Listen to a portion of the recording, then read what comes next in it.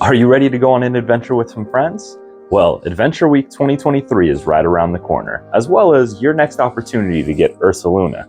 So here's everything we know so far. Pando, pando, pando, pando. So Adventure Week is right around the corner, and it's an event that really likes to go back to the roots of what Pokemon Go is supposed to be, which is go explore some places you've never been before and get out with friends and family to just travel and go on an adventure somewhere.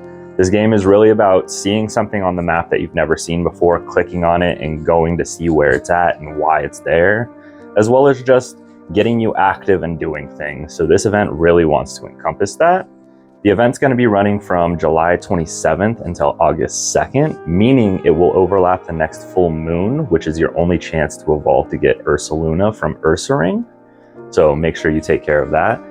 Also, during the event, any eggs you place in incubators are going to be a half distance to hatch, and then any Pokestop you spin is going to be double experience. However, any new Pokestop you spin is going to be 5 times experience, meaning you can really take advantage of some experience gains if you go to a new place.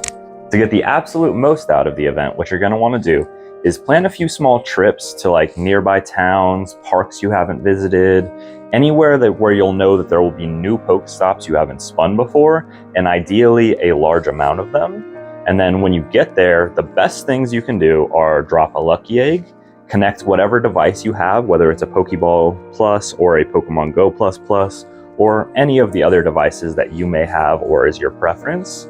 Connect those, turn them to only spin stops. Just start going crazy and make sure that you spin every stop you can. If you don't have one of the connected devices, it doesn't really matter. All I would say is just focus on spinning any new stop while you have your lucky egg active. As long as you're doing that, you're going to be maximizing a ton of experience gain. Now you may be wondering, why am I suggesting this at all?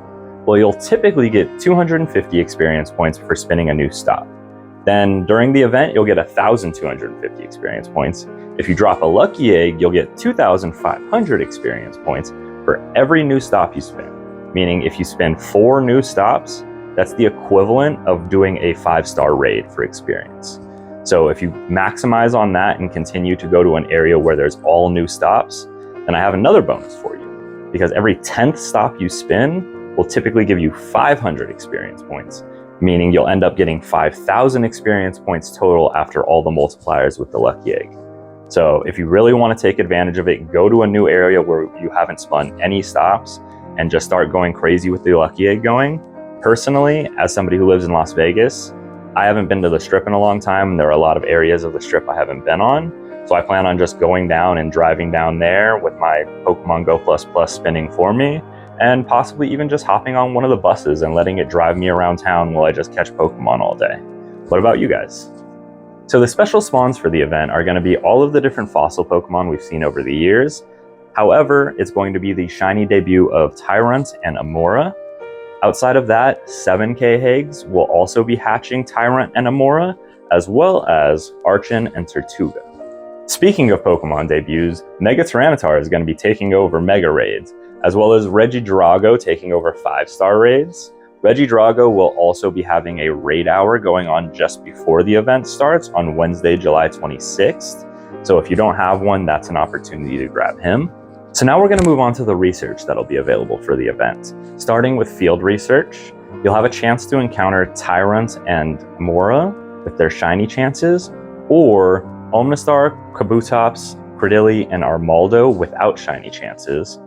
Then there will be a paid research that you'll be able to do. It's going to be a timed one, so you'll have to finish it before August 2nd at 8 p.m.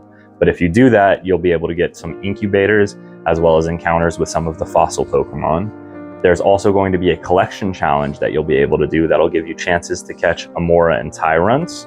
And then there will be a free timed research you'll also have the opportunity to do, which will give you the choice of going through exploration tasks or more research-based tasks. Whichever one you want to do, we don't fully know what the differences are the rewards, but as soon as I know that, I'll be sure to let you guys know.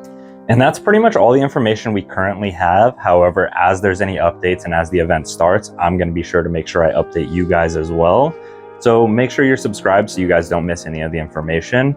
I would also appreciate it if you could drop a like if you found the video helpful or informative, just to help me grow. And leave a comment if you guys have any questions, any suggestions, or even if you just want to also support the channel and help with my growth. That would be super amazing. Thank you guys to everyone who's made it this far in the video. It really means so much to me to have this kind of support. And I'm looking forward to doing more things like this, but thank you. I really can't say how much I appreciate it. And I'll see you guys in the next one. Professor Pando signing out. Pando, pando, pando, pando.